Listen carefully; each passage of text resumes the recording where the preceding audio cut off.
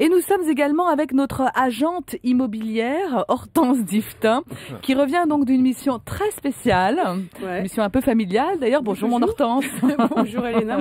Elle a toujours de bonnes idées, Hortense. Hein. Oui, toujours. Et justement, il semblerait qu'elle ait eu une idée de génie, mais ça n'a pas tout à fait marché. Enfin, dites-nous en plus, s'il vous plaît, Hortense. Bah ouais, parce qu'avec mon mari, on savait pas quoi faire dans un premier temps de la maison de sa mère. Hein, elle n'est pas encore décédée, sa mère, mais elle est en maison de grand repos, pas la maison, donc ma belle-mère.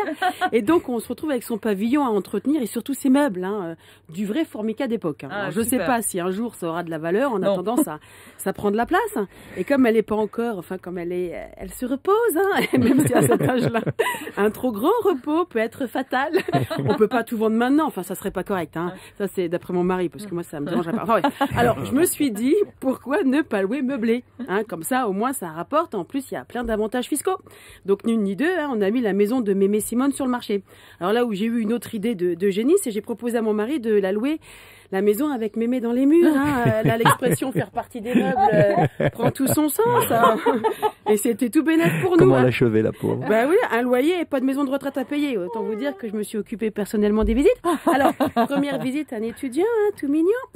Quand il m'a vu, j'ai bien senti que il était émotionné.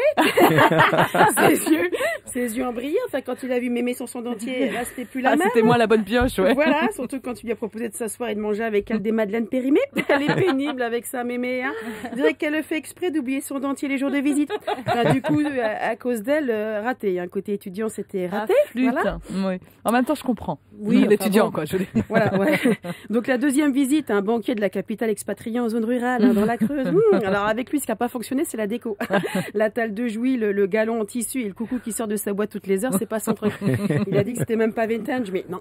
Franchement, il faudrait que les locataires, si c'est pas du but ou du Ikea, ils font la tronche. Le locataire est de plus en plus exigeant au niveau déco. Bon, alors du coup, j'ai tenté le voyageur, l'étranger. La troisième visite, c'était des touristes intéressés pour passer 2 semaines, pas plus. Pendant 5 minutes, ils ont trouvé ça folklorique, la maison. À la 6e, Mémé a eu des gaz. Donc, le bruit et les odeurs, comme dirait l'autre, ça l'a pas trop fait. Les touristes, c'est moins folklorique.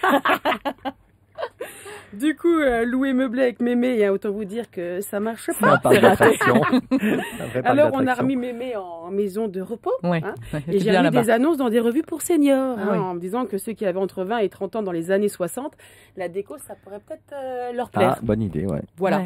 C'est une bonne idée. Oui. Voilà. Et du coup, là, fini maintenant. On attend que Mémé décède, je pense qu'on va vendre. Ça sera mieux. Pauvre Mémé. Bon, merci Hortense. En tout cas, restez avec nous, Hortense. Vraiment, je vous invite.